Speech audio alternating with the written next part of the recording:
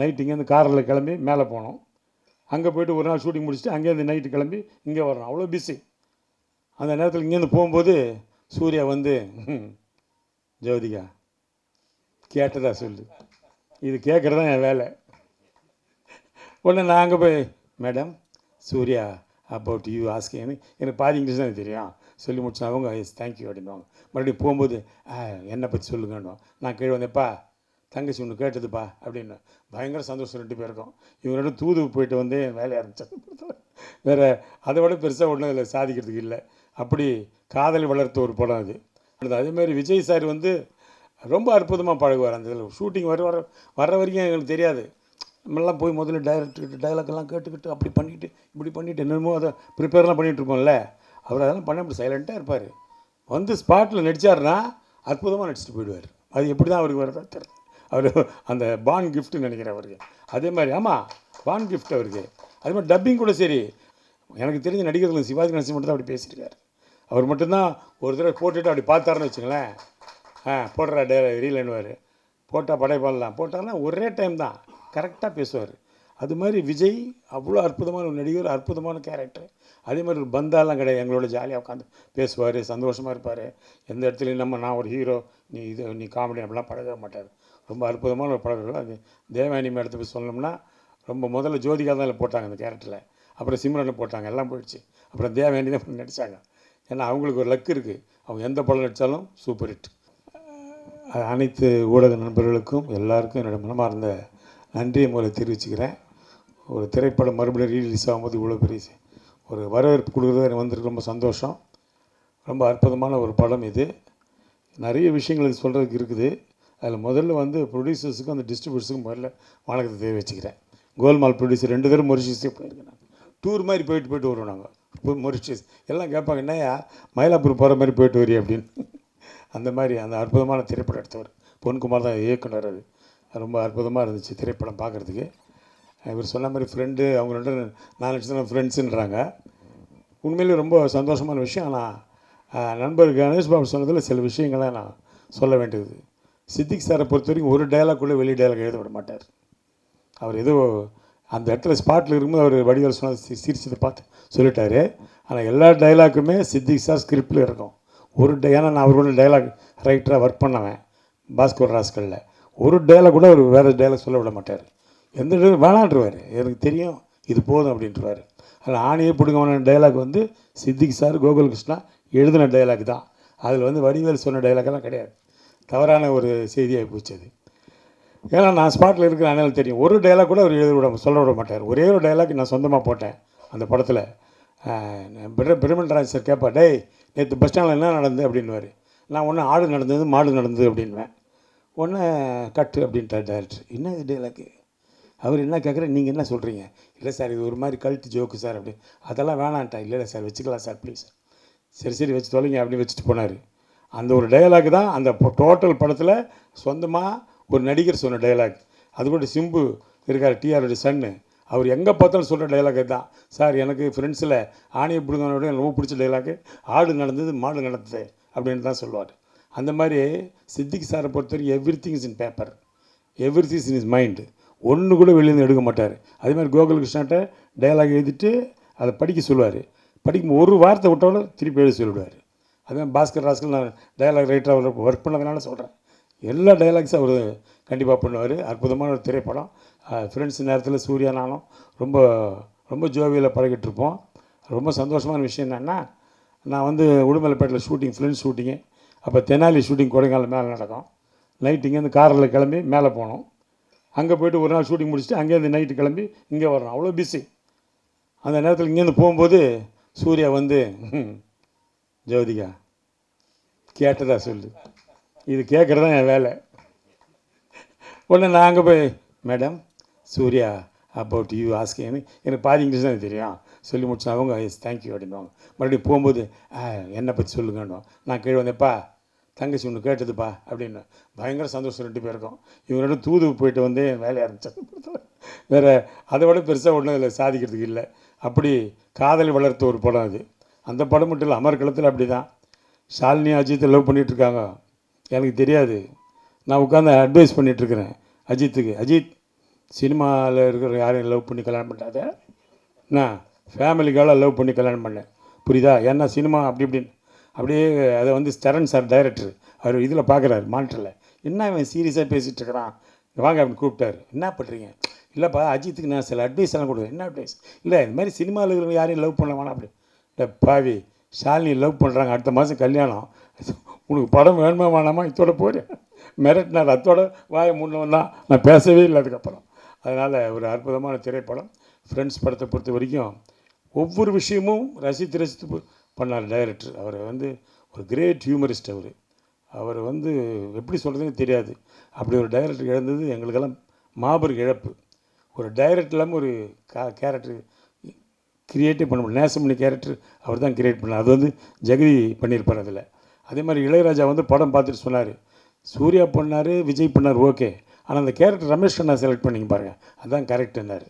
ஏன்னா அந்த கேரக்டர் படத்தில் மலையாளத்தில் சீனிவாசன் பண்ணியிருப்பார்.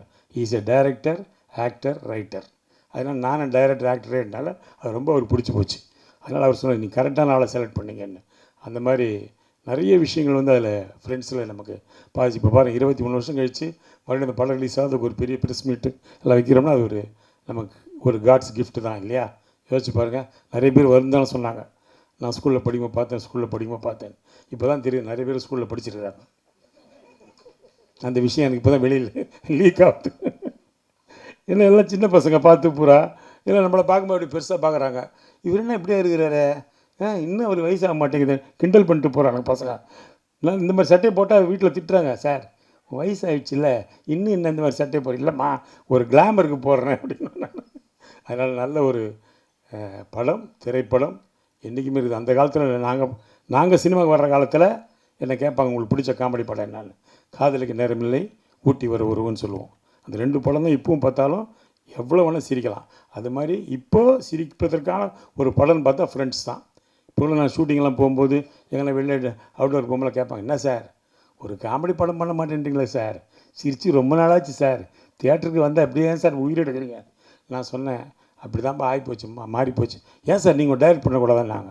நான் சொன்னேன், டைரக்ட் பண்ணலாம், ஆனால் டைரக்ட் பண்ணலாம் இந்த காலத்தில் ட்ரக்கு விற்கணும், இல்லைன்னா துப்பாக்கி புதுசாக கண்டுபிடிக்கணும், இது பண்ணால் தான் கதை பண்ண முடியும். அப்படி ஆகிடுச்சு. இப்போது நல்ல ஒரு கதை, சென்டிமெண்ட்டு, சிரிப்புன்றதெல்லாம் கிடையவே கிடையாது. அதனால் இந்த படம் நிச்சயமாக தியேட்டரில் பெரிய லெவலில் போகணுன்னு இறைவனை வேண்டுகிறேன். அது சொல்லணுன்னா நிறைய விஷயம் இருக்குது. இந்த கடிகாரம் உடைக்கிற சீன் இருக்கு இல்லையா, அந்த சீனில் கடிகாரம் உடைச்ச உடனே விஜயோ சூர்யாவோ சிரிச்சிடுவாங்க, அவ்வளோதான். அது மறுபடியும் அசம்பிள் பண்ணுறதுக்கு கிட்டத்தட்ட ஒரு 1/2 அன் ஹவர் ஆகும். மறுபடியும் எடுத்து மறுபடியும் ரெடி பண்ணி போட்டோன்னே ஐயோ பிடிக்கலன்னா டம்மல் உடஞ்சோன்னு சிரிச்சிடுவாங்க. இப்போ கூட படம் பார்த்திங்கன்னா விஜயும் சூர்யாவும் அப்படி திரும்பி நின்று சிரிச்சிட்ருப்பாங்க பார்க்குறதுக்கு. அதனால் அந்த படம் அந்த ஷாட்டுக்கு அவ்வளோ நேரம். அதே மாதிரி வடிவேலுக்கு தலையில் சுற்றி போட்ட ஷாட் ஒரு காமெடி. அது ஒரு சாஃப்ட் வுட்டு தான், தலையில் போட்டால் வலிக்கும், லைட்டாக போட்டாலும் வலிக்கும்ல. டைரக்டர் டைலாக் எழுதிட்டார் கோகுல் கிருஷ்ணா, நடு மண்டல் நச்சுன்னு போட்டான்னு. அது நடு மண்டல் விழ மாட்டேங்குது, இங்கே விழுது. அவன் வடிவேல் கேட்குறான், டேய் என்னடா வேணுன்ட்டே டே நானாக பண்ணுறேன், அது தானே அப்படி உழுதுப்பா, அது சாஃப்ட் வுட்டு, வெயிட்டான டக்குன்னு போவோம், இது சைடில் போகுது. அது மாதிரி நடந்தது. அதேமாதிரி விஜய் சார் வந்து ரொம்ப அற்புதமாக பழகுவார். அந்த இதில் ஷூட்டிங் வர்ற வரைக்கும் எங்களுக்கு தெரியாது. நம்மளாம் போய் முதல்ல டைரக்டர்கிட்ட டைலாக்கெல்லாம் கேட்டுக்கிட்டு அப்படி பண்ணிவிட்டு இப்படி பண்ணிவிட்டு என்னமோ அதை ப்ரிப்பேர்லாம் பண்ணிகிட்ருப்போம்ல, அவர் அதெல்லாம் பண்ண அப்படி சைலண்ட்டாக இருப்பார். வந்து ஸ்பாட்டில் நடித்தார்னா அற்புதமாக நடிச்சுட்டு போயிடுவார். அது எப்படி தான் அவருக்கு வரதா தெரியல. அவர் அந்த பான் கிஃப்ட்டுன்னு நினைக்கிறேன் அவருக்கு. அதே மாதிரி ஆமாம், பான் கிஃப்ட் அவருக்கு. அதே மாதிரி டப்பிங் கூட சரி, நான் போனால் ஒரு டப்பிங் வந்து ஒரு லூப் வந்து ஒரு 4 தடவை பேசுவேன். ஆனால் அவர் அப்படி இல்லை, ஒரே தடவை பார்ப்பார், கரெக்டாக பேசுவார் டப்பிங்கை. அவர் எக்ஸ்ட்ரானரி ஆர்டிஸ்ட் டப்பிங். அவர் எனக்கு தெரிஞ்ச நடிகர்கள் சிவாஜி கணேசன் மட்டும் தான் அப்படி பேசியிருக்காரு. அவர் மட்டும்தான் ஒரு தடவை போட்டுட்டு அப்படி பார்த்தாருன்னு வச்சுங்களேன், போடுறா ரீலன்னுவார், போட்டால் படைப்பாடலாம் போட்டார்னா ஒரே டைம் தான் கரெக்டாக பேசுவார். அது மாதிரி விஜய் அவ்வளோ அற்புதமான ஒரு நடிகர், அற்புதமான கேரக்டர். அதே மாதிரி ஒரு பந்தாலாம் கிடையாது, எங்களோட ஜாலியாக உட்காந்து பேசுவார், சந்தோஷமாக இருப்பார். எந்த இடத்துலையும் நான் ஒரு ஹீரோ, நீ காமெடி அப்படிலாம் பழக மாட்டார். ரொம்ப அற்புதமான ஒரு பழக்கம். அது தேவயானி மேடத்தை போய் சொல்லணும்னா, ரொம்ப முதல்ல ஜோதிகா தான் இல்லை போட்டாங்க அந்த கேரக்டரில், அப்புறம் சிம்ரனை போட்டாங்க, எல்லாம் போயிடுச்சு. அப்புறம் தேவயானி தான் நடித்தாங்க. ஏன்னா அவங்களுக்கு ஒரு லக் இருக்குது, அவங்க எந்த படம் நடித்தாலும் சூப்பர் ஹிட். காதல் கோட்டையில் ஆரம்பித்து ஃப்ரெண்ட்ஸ் வரைக்கும் எல்லா படமும் நடித்த படம்லாம் ஹிட்டு. அதனால் ரொம்ப அவங்களும் இந்த படத்தில் பெரிய பங்காயிட்டிருக்கு. அந்த கோபம் படுற சீன்லாம் இந்த பாட்டு பார்த்துருப்பீங்கள, அந்த டென்ஷன், அந்த சாங்கை அதெல்லாம் ரொம்ப அற்புதமாக பண்ணியிருப்பாங்க. அவங்களுக்கு என்னுடைய வாழ்த்துக்களை தெரிவிக்கிறேன். நன்றி. நன்றி. அடுத்ததாக திரு பேரரசு அவர்களே. அனைவருக்கும் வணக்கம். மேடையில் அமர்ந்திருக்கும் தயாரிப்பாளர்கள், டிஸ்ட்ரிபியூட்டர் அனைவருக்கும் வணக்கம்.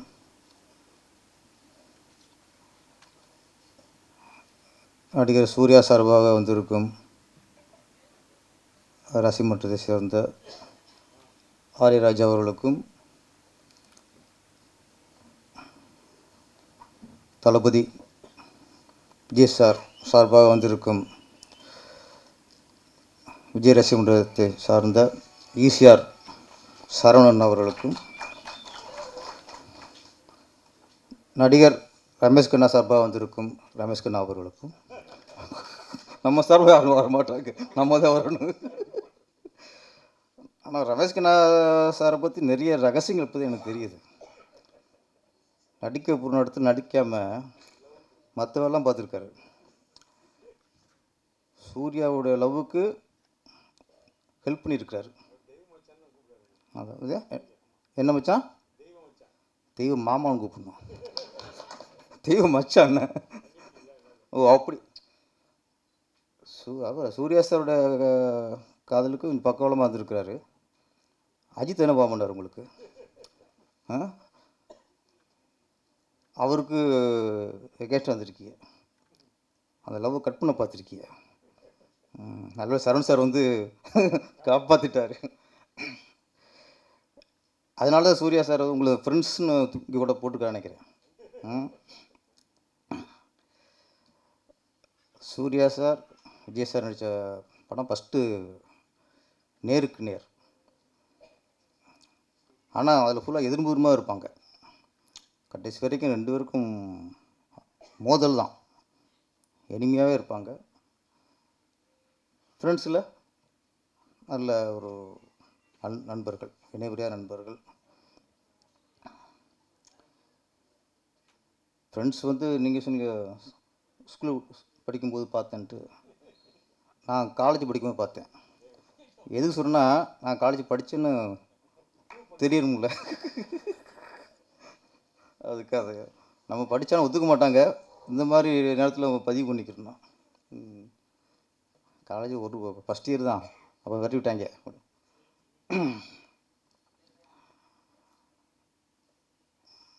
ஃப்ரெண்ட்ஸ் நிறைய படங்கள், எந்த படம் சொன்னாலும் கதை ஞாபகத்துக்கு வரும். ஒரு காதலுக்கு மரியாதை இருக்கட்டும், பூவை உனக்காக இருக்கட்டும், துல்லாத மனம் துல்லாக இருக்கட்டும், சூர்யா சாருக்கு நந்தாவாக இருக்கட்டும், எல்லாம் ஒரு ஒரு டைட்டில் சொல்லும்போது நமக்கு டக்குன்னு கதை தான் ஞாபகத்துக்கு வரும். ஃப்ரெண்ட்ஸ் படத்தில் தான் கதை ஞாபகத்துக்கு வராது, காமெடி தான் ஞாபகத்துக்கு வரும். அந்தளவுக்கு முழுக்க முழுக்க காமெடி. என்னை பொறுத்த வரைக்கும் சித்திக் சார்லாம் மிகப்பெரிய இயக்குனர்.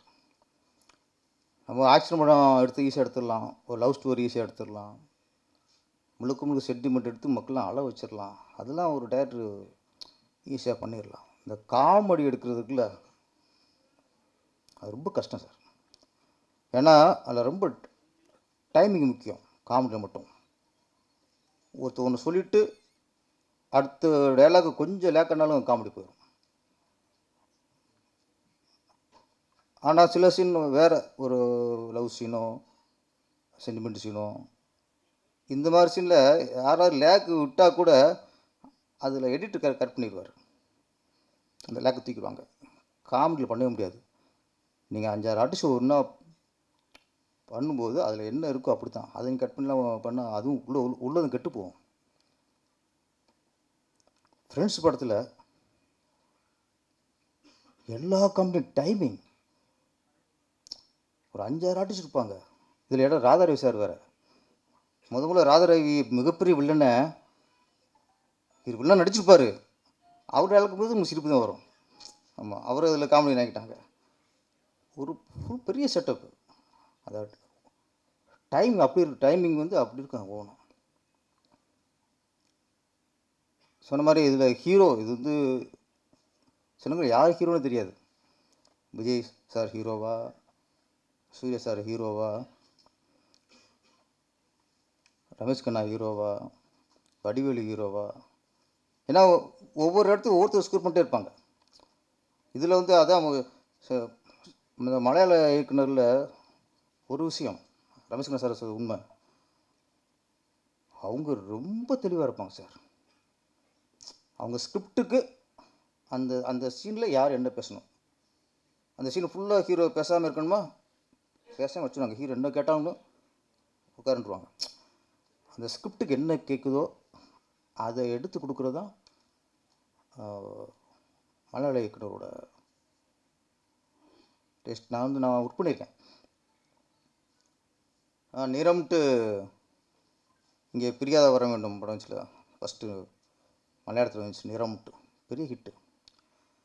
அது தமிழில் பிரியாத வர வேண்டும், இல்லை நான் தான் வசனம், இணை இயக்கம்.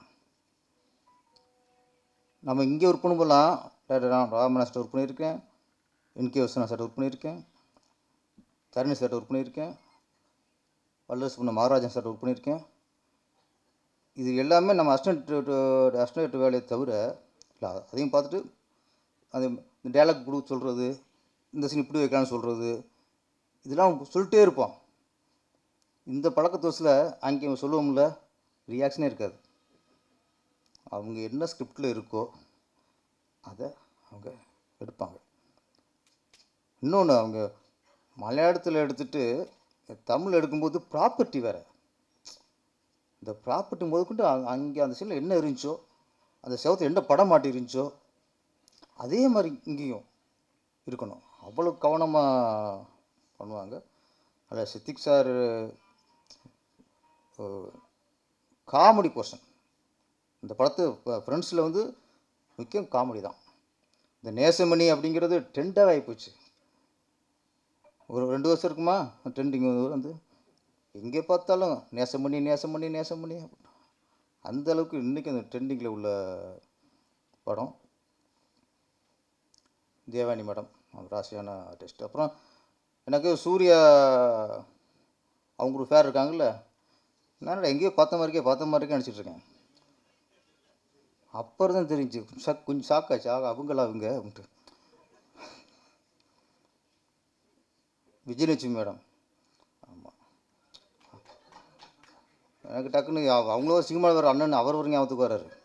ஆமாம் ஆமாம், சரி ஓகே. சில பார்க்கும்போது லேட்டாக தான் கொஞ்சம் பொறி தட்டுச்சு எனக்கு. நீங்கள் அவங்களே கூப்பிட்டு வந்திருக்கலாம். நீங்கள் எங்களை கூப்பிட்டு வந்து நீங்கள் என்னத்தை பண்ண போகிறீங்க? நீங்கள் நாங்கள் எப்போவும் இங்கே வந்து எதாவது பேசிட்டு போகிறோம். நீங்கள் அவங்கள மாதிரி ஆள் வந்தால் கொஞ்சம் கண்டென்ட் கிடைக்கும், இந்த படத்துக்கு இன்னும் கொஞ்சம் பவர் கூடும். தேவானி மேடத்தை விட விஜயலட்சுமி மேடம் வந்தாங்கன்னா இன்னும் கொஞ்சம் படத்துக்கு பப்ளிசிட்டி நல்லாயிருக்குன்னு சொல்கிறேன், வேறு ஒன்றும் இல்லை. இங்கே நீங்களே ஓடி போயிருப்பார். இப்போ தான் யோசிப்பார், பேங்க்கில் போய் ஒரு வாரம் இருந்து கூப்பிட்டு வந்திருக்கலாமே. நெருங்க பயப்படுறார், வேறு ஒன்றும் இல்லை.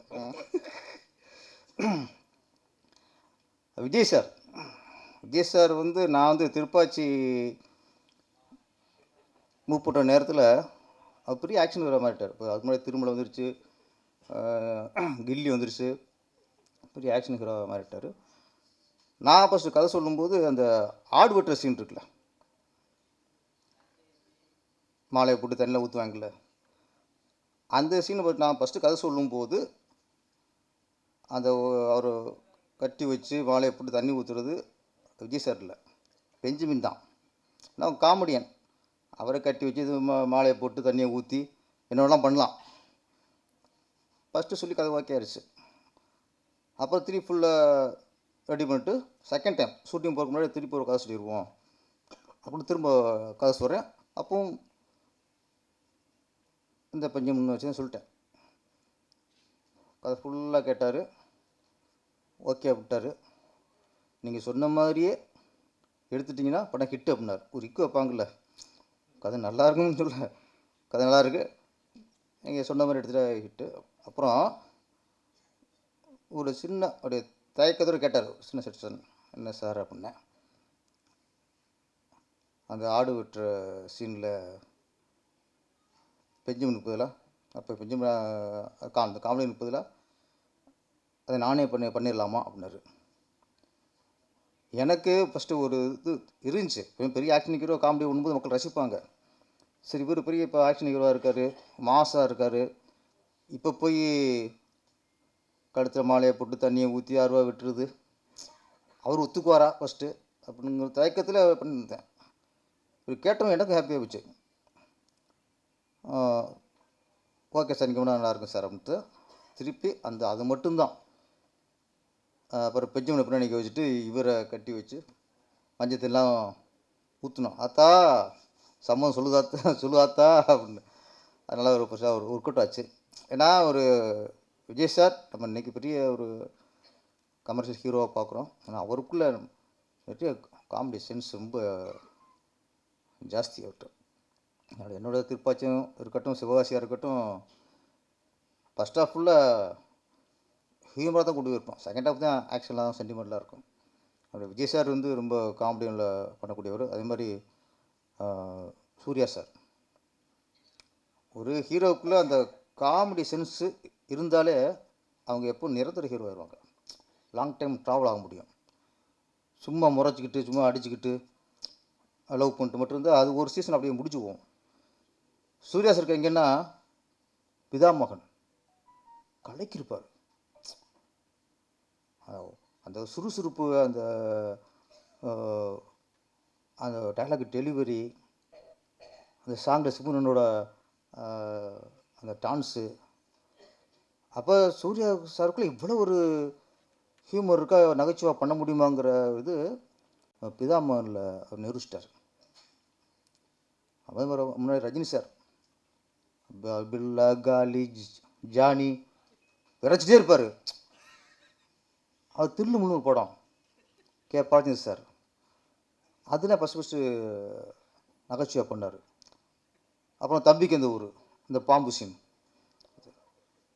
இதெல்லாம் பண்ணதுக்கப்புறம் ஒரு ஃபேமிலிக்கு எல்லோரும் பிடிச்ச ஹீரோவாக மாறிடுவாங்க. தான் ஒரு கதாநாயகன் காதல் சென்டிமெண்ட் சண்டையோடு அந்த அவருக்கு ஹியூமர் பண்ணுற ஒரு இருந்துச்சுன்னா ஃபேமிலிக்கு பிடிச்ச ஒரு ஹீரோவாக மாறிடுவாங்க. கமல்ஹாசன் சொல்லவே தேவையில்லை, அவர் எல்லாத்துலேயும் பின்னி படம் எடுப்பார். அது மாதிரி இந்த ஃப்ரெண்ட்ஸ் படம் வடிவேல் மட்டும் இல்லை, ரமேஷ் கண்ணாவும் ஈக்குவல் காமெடி பண்ணவர். ஆமாம், இவர் கணேஷ் பாபு சொன்னார்ல, தேவானிக்கு நான் தான் தாலி கட்டுன்ட்டு, அந்த உங்கள் படையப்போல காமெடி இருக்கும். ஆமாம், ரஜினி சொல்லுவார் மாப்பிள்ளை யார் அப்படின்னு, அவர் தான் மாப்பிள்ளை, போட்டுக்க சட்டை ஏன் சட்டை பாருல. அது மாதிரி தேவானுக்கு மாப்பிள்ளை விஜய் தான் தாலி கட்டின நான்ட்டார் கணேஷ் பாபு. ஆமாம், ராஜகுமார்னு கொஞ்சம் இது போட்டு வைக்கணும், ரொம்ப முக்கியமான கேட்பார் இருப்பார் அவர். ஓகே, கணேஷ் பாபுக்கு பிறந்தநாள் வாழ்த்துக்கள். ஆமாம், வர கோவா ஃபெஸ்டிவலில் அவர் கூட குறும்படம் இடம்பெறுது, அது வாழ்த்துக்கள். ஃப்ரெண்ட்ஸ் ரீரிலீஸ் இப்போ வந்து உங்களுக்கு படங்கள் ரிலீஸ் பண்ணுறதே பெரிய விஷயமா இருக்குது. புதுப்படம் ரிலீஸ் பண்ணுறதே பெரிய சவாலாக இருக்குது. இப்போ ரீரிலீஸ்க்கு அப்படிங்கும்போது அது பெரிய விஷயம். அது எங்கேனா இப்போலாம் ஒரு படம் ரீரிலீஸ் பண்ணுறதுன்னா அதுக்கான ஒர்த்து இருக்கணும். அதுக்கான ஒர்த்து இருக்க படத்தை தான் ரிலீஸ் பண்ண முடியும். அதுக்கான ஒர்த்து ஃப்ரெண்ட்ஸ் படம் கண்டிப்பாக அந்த ஒர்த்து இருக்குது. இன்னொன்று இப்போ உள்ள காலகட்டத்துக்கு சார் சொன்ன மாதிரி, ரமேஷ்குமார் சார் சொன்ன மாதிரி வன்முறை துப்பாக்கி சவுண்டாக இருக்குது. இப்போ ஒரு ரிலீஃபாக ஒரு படம் மக்களுக்கு தேவைப்படுது. இது வேறு ரெண்டு செய்திகள் வேறு, அங்கே குண்டு வெடிச்சிட்டாங்க, 14 பேர் இறந்துட்டாங்க. இப்போ பார்த்தா மெக்காவுக்கு போனதில் நம்ம இந்திய முஸ்லீம்கள் 41 பேர் 42 அவங்க அந்த செய்தி கேட்டால் அது வகிருங்குது. இந்த மாதிரி நமக்கு இந்த செய்திகள் இது கேட்டு ஒரு இருக்கும்போது சில படங்கள் தான் நம்மளுக்கு தேட்டருக்கு போனால் ரிலீஃபாக இருக்கணும். அதுக்கு அப்படி ரிலீஃப் தர படம் தான் இந்த ஃப்ரெண்ட்ஸு. ரிலீஸ் அப்போ எந்த அளவுக்கு வெற்றி அடைஞ்சதோ அதே மாதிரி இந்த ரீரிலீஸ்லேயும் மிகப்பெரிய வெற்றி அடையணும். நன்றி, வணக்கம்.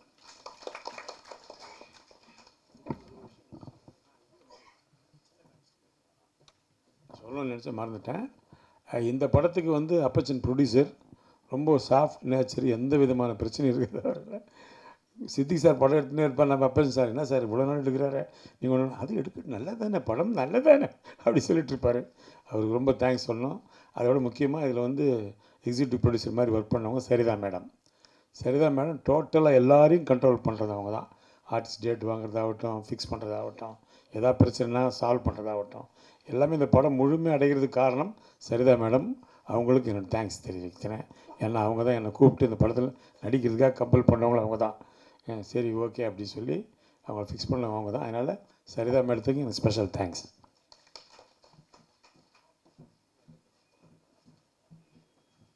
நம்மளாம் தேவானி மேடத்தையும் விஜயலட்சுமி மேடத்தையும் சொல்லிக்கிருக்கோம். அவங்க வயசுக்கு சரிதா மேடம், நல்ல சரோஜதி மேடம் நடிக்கலை. சரிதா மேடத்தை ரொம்ப காலத்துக்கு அப்புறம் நடிக்க வச்சோம் நான் தான், ஆதம் இல்லை தெரிஞ்சுக்க. சொல்லுங்கள்.